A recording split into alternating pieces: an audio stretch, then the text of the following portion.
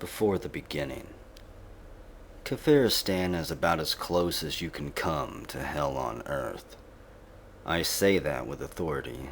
I've spent the last 18 months doing a tour here, trying to keep the Kafiri People's Liberation Army, who call themselves the Scythe of Glory, from the throats of the rightist Chorististi, who have the backing of Azeri transplants from the south, who want to keep their enclaves, and who are fighting a dirty war against communist Cuban and Peruvian mirrors. Jeez, you get the picture. It's a snarled skein of a million bloody threads up here on the top of the world, and the northern extension of the Karakum Range, between Afghanistan and Samarkand, Uzbekistan. We'd just punched through the craggy pass pleasantly known as the Torn Hymen in the local tongue, and come across the small Muslim city of Piknizganij, perched on a mountain peak of 2,200 meters. I stared in horror. Even 18 months of picking up after the Scythe of Glory and their Shining Path buddies didn't prepare me for what was left of Piknizganij. It was a Bosch canvas, severed limbs and hollowed-out trunks, eaten out by animals.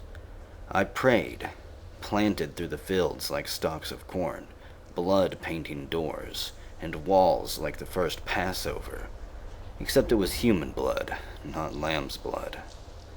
Corporal Flynn Taggart, Fox Company, 15th Light Drop Infantry Regiment, United States Marine Corps, 888-239912.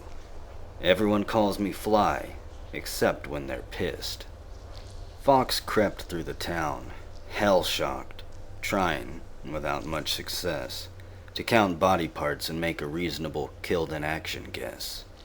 Fog or an evil cloud rolled across the mountaintop, shrouding the sprightly red decoration and muffling our footsteps.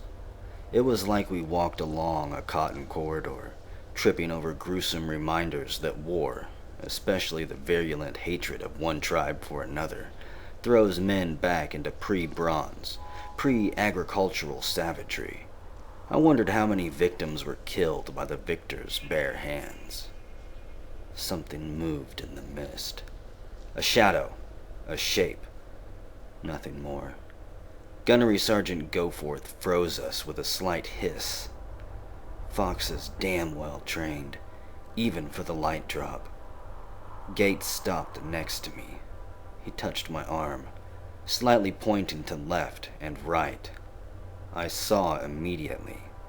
Whatever the shapes were, they surrounded us from 8 o'clock to 4 o'clock. We might be able to retreat, but we couldn't flank. I watched the gunny. Arlene Sanders was whispering something in his ear. She was our scout, the lightest of the light drop. PFC Sanders could fade into the night, so not even a werewolf could sniff her out. My best buddy. She might have been more. Once. We had. No, we were buddies. We didn't talk about that night. Anyway, she had Dodd, and I don't separate bookends. Arlene backed away, backed past me, throwing me a wink as she vanished. She would swing in a wide arc, ease around behind the still-moving shades, and report back to the lieutenant and Gunny Goforth via a secured line. I'd find out soon enough. I hadn't moved, and neither had the rest of us. I could barely hear Bill breathing next to me, and couldn't hear Dodd or Shield at all. If we were lucky, maybe the dinks wouldn't even know we were here. They'd just pad right on by. Then, Lieutenant Beelzebub came running up, demanding, "What the hell is going on?" in his normal speaking voice, an irritating whine. The lieutenant's name was Weems, actually. I just call him Beelzebub because he's a fat, sweaty heathen, always surrounded by a swarm of gnats. They'd like the taste of his perspiration. The dinks froze as suddenly as we had, no longer moving. They vanished into the swirling gray. We had just lost whatever surprise we had, lost our best chance to get out of this encounter without a shot fired, And all because a buffoon who had been a first lieutenant for 3 years now couldn't figure out it was a Medusa drill. One of them moved. Then another. They moved singly, here and there, and we no longer had a clue where the mass of them was. Weems began to panic. We'd all seen it before. "Aren't we going to take them out?" he asked Goforth, who was frantically putting his finger to his lips. "Somebody should take them out." Goforth put his hand to his ear. He was listening to Arlene's report and trying to stifle the lieutenant with his other hand. But Weems saw a ghost to his left, a specter to his right. We were surrounded. In Weems' mind, I use the term loosely, they were Indians. We were the 7th Cav, and he was Custer. "The lieutenant isn't going to stand for this," snapped the lieutenant. "Goforth, take out those soldiers." The gunny broke his own drill. "Sir, we don't even know who they are." "Sanders says they're wearing robes and hoods." "Scythe of glory," said Weems, again raising his voice. "No, sir, just robed men." "Gunny, I gave you an order. Now take down those men." Arlene flashed past me again.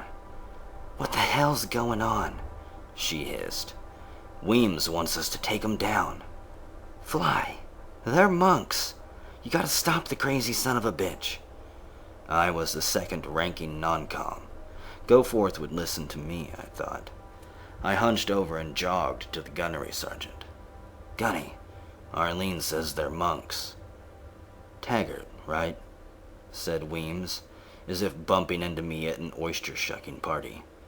"Sir, they're monks." "Do you know that for sure? Does anyone know that for sure?" "Well, Sanders said." "Sanders said, Sanders said.